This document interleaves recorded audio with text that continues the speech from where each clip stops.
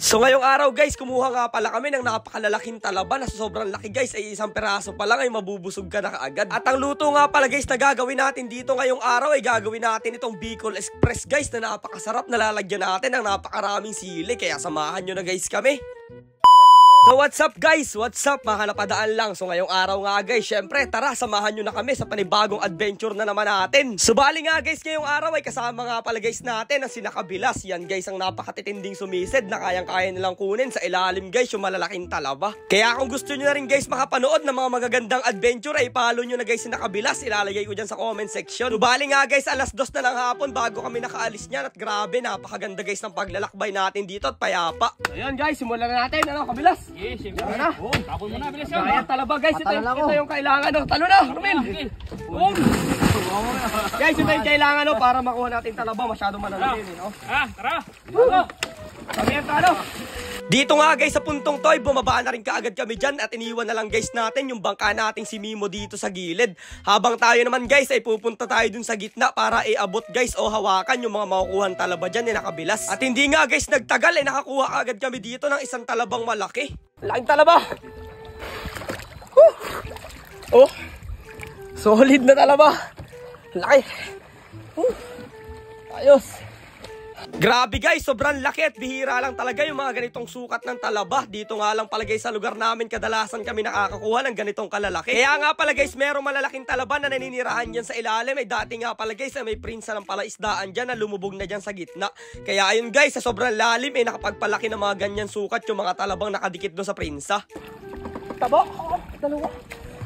May nasa iba mo pala kaya kumaba ano. Ito guys oh! Ito guys oh! Duman tayo!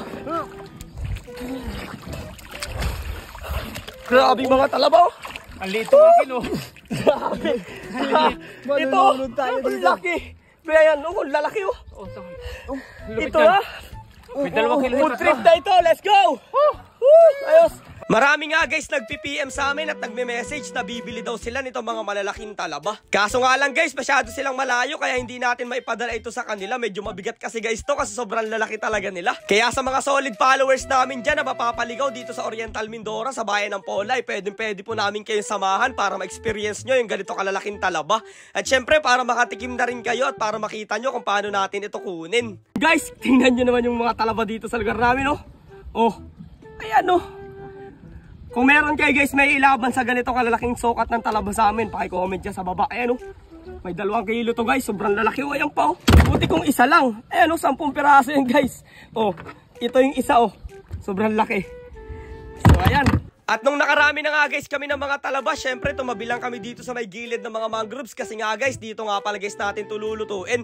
So bali ngayong araw nga pala guys, ang gagawin natin dito ay Bicol Express guys na giant talaba. Grabe, sobrang sarap nun. Napakalalaki pa naman guys nitong mga talaba o talaga namang napakatataba rin. At sa sobrang laki nga guys ng talaba ay kailangan pa natin gamitan ng bakal yan.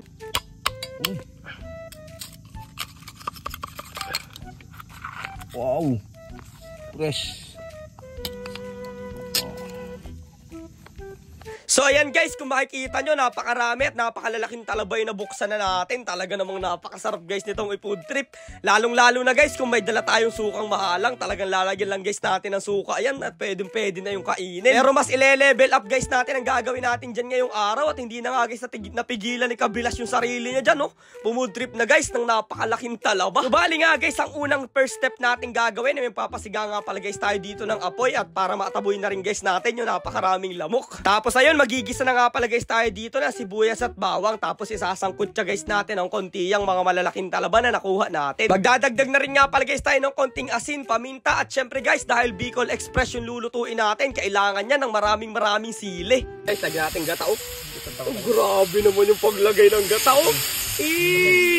Solid! Oh, inom! Oh, inom! Ayos! Maghihintay nga lang pala guys tayo dito ng konting minuto at papaigahin lang natin yung mga gata ng nyug na nilagay natin. Ayan, at grabe guys, oh, kitang-kita nyo naman, medyo creamy talaga yung Bicol Express na talaba natin. Talagang perfect na perfect to para sa mga bahaw. At nung naluto na nga guys yung mga talaba dyan, ay dito na rin namin nilagay sa pinaglagyan ng shell nila. Kaya ayun guys, nagdasal na rin kami para makakain na rin tayo. So yun, mga kalapadaan lang and kabilas. Let's go! Okay pala to, okay. Bicol Express na talaba. Okay! Let's go! Kasili pa lang, okay na. Tingnan natin. Dampot. Oh, tingnan naman ninyo guys, oh. Init, oh. Solid na talaba, oh. Ay! Wow! Wow, oh. Tingnan naman, oh. Ang sarap! Sulit talaga. Tapos muyaan natin sili, oh. Halang. Talaba guys! Ikaw, oh. Ano? Sarap? Dapat. Sarap. Kaya tara guys, samahan nyo muna kami pumood trip ng Bicol Express na talaba. Dahil nga guys, hapon na rin kami dito nakaalis. Ay kita nyo naman guys na inabot na rin talaga kami dito ng dilim. Kaya maraming salamat sa lahat ng mga nanonood palagi. At kita-kits na lang guys ulit tayo bukas.